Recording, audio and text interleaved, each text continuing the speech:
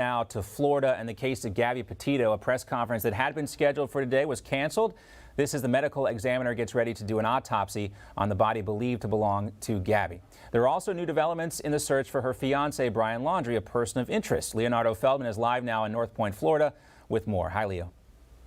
Hi, that's right. I'm here in Northport, Florida, right outside the Laundrie's house, where it is very quiet today compared to yesterday when the FBI swarmed in and raided the house, collecting evidence in the case of Gabby Petito. We do know that today marks 1 week since the parents say they last saw Brian, but so far his whereabouts are unknown. On Sunday, officials in Wyoming announced that a body was found at Grand Teton National Park, and they believed it to be Petito. An autopsy is scheduled today to confirm the identity and possibly reveal the cause of death.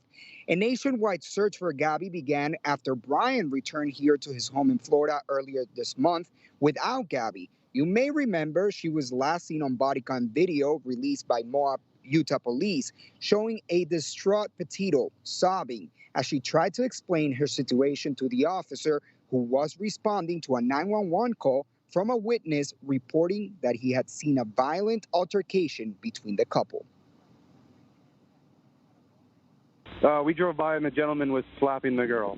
He was slapping her? Yes, and then we stopped. They ran up and down the sidewalk. He proceeded to hit her, hopped in the car, and they drove off. And the search intensified and the case took a number of turns. The latest plot twist was yesterday. The FBI raided the Laundrie home, removing boxes of evidence related to the case. We obtained a copy of the search warrant, which also shows that they have reason to believe the computer hard drive found in the white van may contain important clues.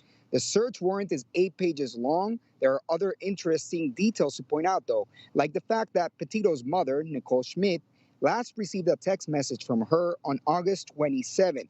It read, "Can you help Stan? I keep getting his voicemails and missed calls." Stan is Petito's grandfather, but Petito's mother doesn't believe the text came from her, since she never called him Stan.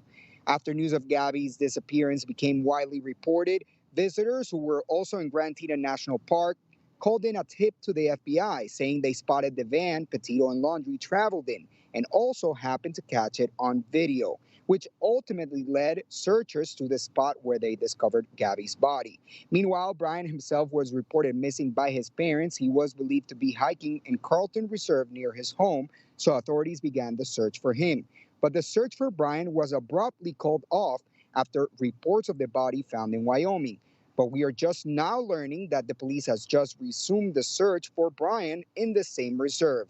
And yesterday, as you pointed out, John, they did schedule a press conference for today, the family of Brian Laundrie, but that press conference has been canceled. The lawyer says that this was done after he spoke to the FBI last night after the raid. Back to you. All right, Leonardo Feldman for us in Northport, Florida. Thanks so much, Leo. Hey, I'm Rob Finnerty. Thanks for watching. If you enjoyed this video, please join the conversation in the comments below. Don't forget to subscribe, too. Hit the bell icon to be alerted to breaking news. And remember, there's a whole lot more on Newsmax TV, America's fastest growing cable news network. Newsmax TV, where real news for real people.